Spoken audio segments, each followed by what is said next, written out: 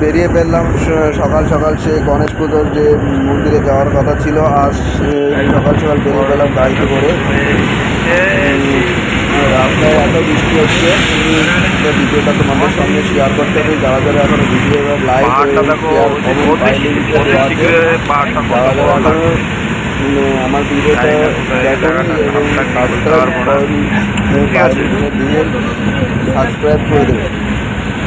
আজকে ছুটি ছিল তাই আজকে একটু ঘুরতে বেরোলাম বন্ধুদের সাথে।